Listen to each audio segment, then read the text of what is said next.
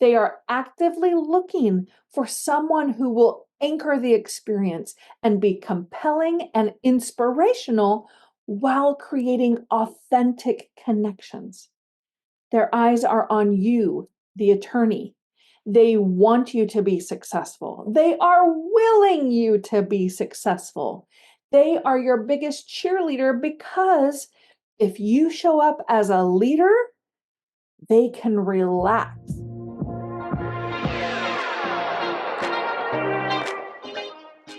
Welcome to the Foster Your Voice podcast with me, Christy Foster. After a 30-year career in music and theater, I never imagined I'd be coaching trial attorneys. But once I entered your world, I quickly realized how critical and underutilized voice is in the courtroom. The truth is, you don't win trials with brute strength. You win with your voice. I'll give you tools to unlock your voice so you can communicate not just with purpose, but on purpose. If you want quick action tips to help you stay calm and in control, keep jurors engaged, and inspire your listeners to action, all through the power of your voice, you're in the right place. I'm Christy Foster, and I'm here to help you foster your voice. Hello! Hello! Hello, Foster fam. Welcome back. Just a few bits of housekeeping as we get started. First, I know I'm sounding a bit like a broken record here, but it is so helpful when you leave a star rating or a quick written review. It's really just the only way I can get feedback from you, and feedback, especially on a new project, is super valuable. Second, I'd love to stay connected with you outside of here. Following me on social media is great, but if that goes away, being on my email list will really be the best way to make sure you can get the updates on new voice products or coaching opportunities. But even beyond that, if you're serious about developing your voice, you will get a free vocal tip every Tuesday. The journey has to start somewhere. So listening here is good. Getting my email is the next step. And I've put a link in the description. If you didn't catch the last 3 episodes, you'll want to go back and give them a listen because I covered the 5 fundamental truths about your voice and how to get better as a communicator. The last episode was the 5th truth, and we talked about how to practice hospitality to really turn your courtroom experience on its head and exponentially grow into your leadership. I'd love to hear from you and whether or not you tried any of the suggestions to get started with hospitality. Here's another tip to try out today in your depot or in your next focus group or the next time you're headed into voir dire, or actually, you can just try it anywhere with everyday people not related to your case at all.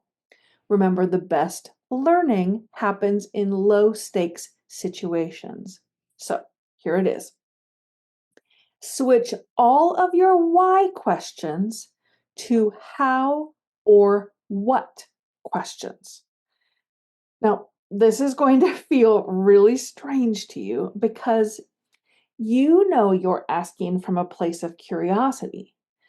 For logic-driven people like you, it seems like the fastest way to get from point A to point B, and you might be right. It's not a bad question, why? But it's not a question that leads to connection. And how many times have I heard, I'm just trying to connect with the jurors. I've got to build rapport quickly with the jury.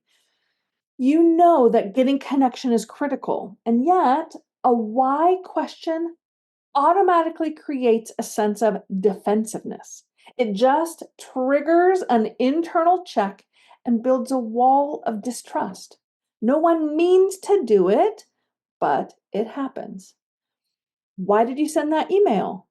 Changes to, hey, I saw your email and I was just curious. What prompted you to send that? Why aren't you in bed yet? Changes to, What's making it hard to get to bed on time? Why did you bring that? Changes to, hey, what's the story behind that? Why did you decide to blank? Changes to, how did you decide to? Why did you? Changes to, what led you to? Why do you like mobility, freedom? Plug in one of your underlying values in your case. Or why is blank important? And then change it to, what do you really enjoy about mobility, freedom, whatever? How do you show that blank is important to you? If you want them to open up instead of defend their position, give this a try. Change why to how or what. Pair that new language with an appropriate matching face, body, and vocal tone. And that's how you can practice hospitality this week. You know what I hate? Being misunderstood. It's actually one of my biggest fears, if I'm honest, right up there with birds. Yes, I'm afraid of birds. Leave me alone about it already. Being misunderstood is just the worst, though. Trying to communicate something and seeing that it's just not landing the way you intend. A too harsh of tone with your kid or spouse that ended up setting them off. A thinking face that got interpreted as annoyance or irritation and ended up shutting down the conversation and leaving you baffled. It's so frustrating in our personal lives, but in the courtroom, your mismatched communication profile could break your case and lose you a deserving verdict. So, I've created a free guide to get you thinking about the emotional profiles you create. It's a printable guide to help you 10x your communication impact by mastering 6 emotional profiles for clear and authentic connection. I break down the 6 core emotions: happy, sad, love, pride, anger, and fear by giving you face, body, and breathing cues. Plus, I show you exactly which point on a 1 to 10 scale you should be with your pitch, pace, melody, volume, and tone in order to authentically capture the center of that core emotion. The link to get your free guide is in the show notes or by simply going to my website, fostervoicestudio.com. Don't wait to clear up your part of miscommunication and misunderstandings. Get your free download today. So, you've heard me say that no one was more surprised than me when I found myself working with trial attorneys. What in the world could I bring to the table from my training and experience in music and theater? From the arts to the jury box? Well, it turns out there's actually quite a natural crossover. And while you're not going to become the next Broadway star during your opening, there is a lot that can be learned from the theater arts. So today, I want to just offer some of the things that I've learned as a theater director and how these lessons apply directly to your next courtroom experience. First and foremost, directors are wanting you to succeed. They are your biggest cheerleaders in the audition room. They want you to be the answer to their problems. They have a show that they've committed to get produced, and they are in desperate need of a cast. So they are actively looking for you to be their lead character. Now, in the courtroom, this is no different. You might be thinking that you are the director in this scenario, but let's shift things a little and let's think of the jurors as the director. There's a court case that is happening. Jurors are now in desperate need of a leading character. They are actively looking for someone who will anchor the experience and be compelling and inspirational while creating authentic connections. Their eyes are on you, the attorney. They want you to be successful. They are willing you to be successful. They are your biggest cheerleader because if you show up as a leader, they can relax and just take in the information. They are or rather their brains are, so used to having to fill in the gaps, trying to make sense of things, trying to guess where things are going. But when you can vocally and non-verbally provide that roadmap for them, they are primed to just soak up what you have to share. Now, as a theater auditioner, you may think that in order to be cast, you have to be the best actor, the best singer, the best dancer, a triple threat. What I learned once I was in the director's seat, though, is that it's not about being the best. Sure, directors value skillful people, but they are actively looking for people that they will want to work with. When you're committing to a show, you're committing to months of your life sometimes. Directors want to work with people that they will enjoy, that will bring positive energy and a vibe to the whole cast. I really don't think jurors are any different. Even though they may be skeptical about the judicial system or uncertain about the process, they want to like you. Sure, they want to see competence, but they want someone with charisma as well, someone who is likable. So be likable. Be really generous with your physical energy and generous with your vocal energy. For example, option A. In order to do your jobs in this case, you'll need to learn a little bit about hiring practices and training protocols for delivery drivers.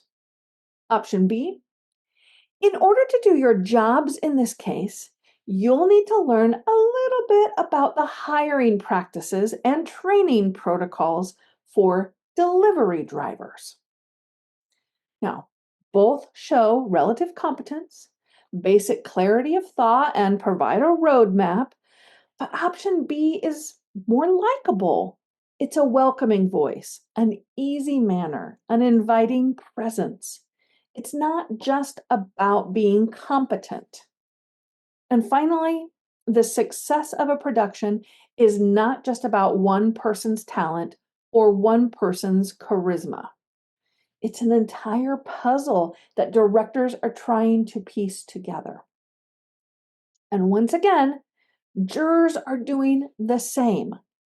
Yes, they're watching you and wanting to learn from you, but they are also taking in the energy of your co-counsel, your aides in the gallery, the defense counsel, and all their team members, and the energy of the court personnel. It's not just about you. Show up and bring your best. But trust that the jurors are taking in the whole process and can be trusted to complete the task that is set before them. These are just a few examples of what being a theater director has taught me about courtroom communication. Next week, I'll share my thoughts about what being a choreographer has taught me about courtroom leadership.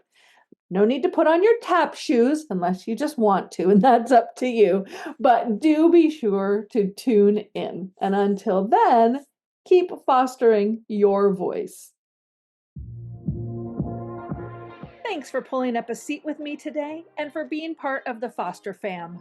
Make sure you're subscribed to the podcast so you don't miss a single episode. And while you're at it, go ahead and leave a review or a comment so I can give you a shout out on a future episode. During the week, you can find me on Instagram at Foster Voice Studio, where I'm dropping little nuggets of vocal technique and leadership wisdom. You can also join my mailing list by visiting fostervoicestudio.com or by clicking the link in the show notes. I'll send a weekly vocal tip every Tuesday directly to your inbox. Until then, keep fostering your voice.